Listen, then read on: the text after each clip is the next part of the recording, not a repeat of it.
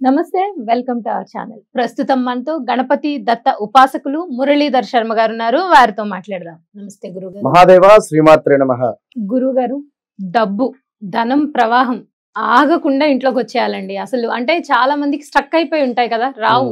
మనకి రావాల్సిన బాకీలు కానీ అనుకున్న టైంకి రావు, లేకపోతే మనం ఎవరికైనా అప్పిస్తాం, అవి తిరిగి రావు. లేదు, కొంతమందికి నెలసరి జీతాలు కూడా పాపం స్ట్రక్ అయిపోయి కొన్ని 2-3 నెలలు రాకుండా ఆగిపోతాయి వాళ్ళకి. సో ఇవన్నీ ఆర్థిక ఇబ్బందులే కదా. ఇటువంటి ఈ బ్లాకేజెస్ అన్ని పోవాలండి. ధనం మన ఇంట్లోకి ప్రవాహంలో వచ్చేయాలి, నదీ ప్రవాహంలా. అంటే కొన్ని రెమెడీస్ చెప్పండి మీరు నాకు. తప్పకుండా అమ్మా. మీరు అన్నటువంటి ఈ యొక్క బ్లాకేజెస్ కావచ్చును, లేదా మనీ రిలేటెడ్ ఇష్యూస్ ఉండేటువంటి వారు ఖచ్చితంగా గురువారాలు, శనివారాలు, కొన్ని శుక్రవారాలు, కొన్ని నియమాలు పాటిస్తూ ఉండాలి. గురు, శుక్ర, శని. ముఖ్యంగా ఆదివారము, మంగళవారము, శుక్రవారం నాన్ వెజ్ అనేటువంటిది అస్సలు తినకూడదు. ఈ 3 రోజులు ప్రతి మంగళవారము కూడా చక్కగా అమ్మవారికి విశేషంగా ఆరాధించుకోవాలి.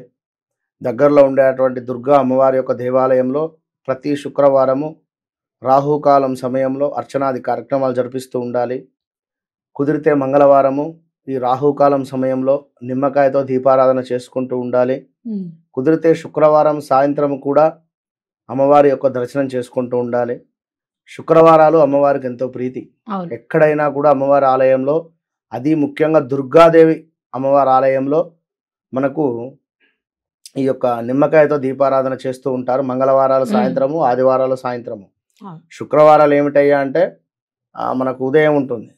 సో 10:30 టైం నుండి కూడా 12 లోపు 12:30 లోపు కూడా ఉంటుంది కనుక ఈ సమయంలో ఎక్కువ కూడా దీపారాధన నిమ్మకాయతో చేయడం వల్ల అద్భుతమైనటువంటి మనకు ఒక శక్తి అనేటువంటిది రొటేట్ అవుతూ ఉంటుంది, ఒక ఎనర్జీ అనేటువంటిది ఫామ్ అవుతుంది.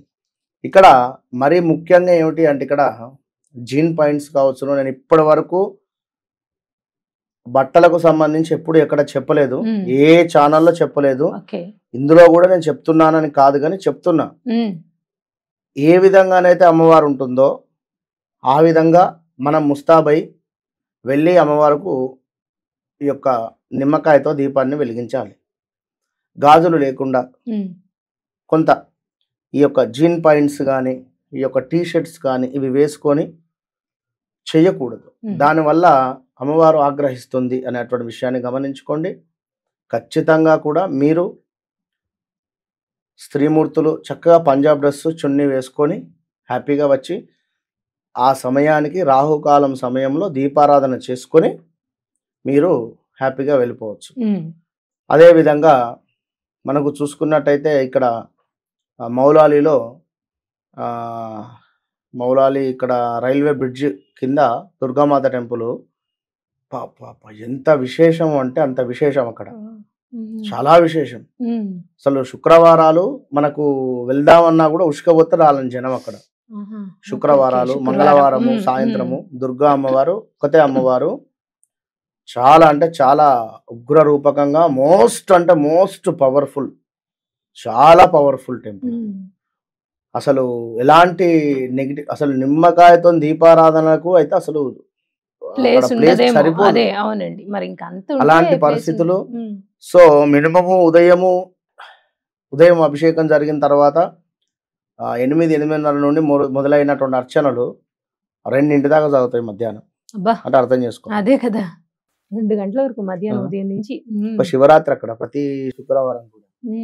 సో అలాంటి దేవాలయాలను దర్శిస్తూ అమ్మవారి యొక్క అనుగ్రహాలని పొందుతూ ఉండడం వల్ల తప్పకుండా 28-29 సంవత్సరాల క్రితం కూడా, అది 30 సంవత్సరాలు సుమారుగా, మహా పవర్ఫుల్ అది.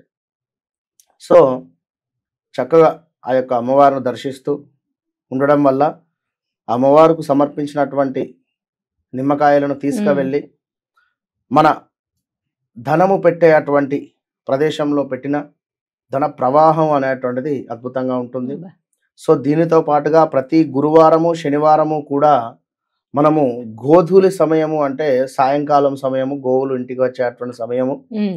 ఈ సమయంలో చక్కగా కూడా గోవులతో ఒక 5-10 నిమిషాలు మచ్చిక చేసుకొని చక్కగా దాన్ని మాట్లాడినట్టుగా భావన చేసుకొని చక్కగా కూడా ఇక్కడ మహానందిలో మహానంది ఒక పుణ్యక్షేత్రంలో దర్శనం అయిన తర్వాత వెనకాల నుంచి రాగా అక్కడ గోమాతలు ఉన్నవి. ఆ గోమాతల ఇటు 2 కాళ్ళు ఇటు 2 కాళ్ళు మధ్యలో నుండి మనల్ని ఈదిస్తారు, పంపిస్తారు. Okay okay. అక్కడ అంటే వారు ఉంటారు. మరి ఇక్కడ కూడా మనకు అలాంటి సందర్భం ఉంటే, అలాంటి సిచ్యువేషన్ ఉంటే సాయంత్రం సమయంలో ఆ ఆవు కింద నుండి మనం వెళ్ళడము ఎంతో విశేషం అనేటువంటిది గమనించుకోవాలి. ఇక ఆవు పాలు ఒక గ్లాసుడు ఆవు పాలు తీసుకొని అందులో కాస్త ఇలాచి పౌడర్ను యాడ్ చేసేసి కొంత బెల్లాన్ని కలిపి చక్కగా కూడా మంచిగా కరిగిన తర్వాత ఆ యొక్క పాలను మనం త్రాగడం వల్ల కూడా అద్భుతమైనటువంటి మేధాశక్తి, జ్ఞాపక శక్తి, జ్ఞానం, అమ్మవారికి మన మీద ఒక కరుణ అనేటువంటిది కలుగుతుంది. ఆవు పాలు. దీంతో పాటుగా గోమతి చక్రాలు అనేటువంటివి ఎంతో విశేషము. అవి ఇంట్లో ఉండడం వల్ల నెగిటివ్ అనేటువంటిది మన దరిదాపుల్లోకి కూడా రాదు. మరి అలాంటి గోమతి చక్రాలు ఇంట్లో ఉంచుకొని చక్కగా కూడా పూజ చేస్తూ ప్రతి శుక్రవారము తప్పకుండా కూడా తులసి దళాలతో, శుక్రవారం అయినా మంగళవారం అయినా ఏ రోజైనా తులసి దళాలతో అమ్మవారికి అర్చనాది కార్యక్రమాలు చేస్తూ, కుదిరితే చక్కగా కూడా అమ్మవారి 108 నామాలు కానీ, లేదా శ్రీ మహాలక్ష్మి నమః అని కానీ, శ్రీయై నమః అని కానీ చక్కగా కూడా చదవడం వల్ల, దీంతో పాటుగా అమ్మవారికి శ్రీ సూక్తం అంటే ఎంతో ప్రీతి. ఈ శ్రీ సూక్తము చదవడం వల్ల అద్భుతమైనటువంటి ఫలితం ఉంటుంది.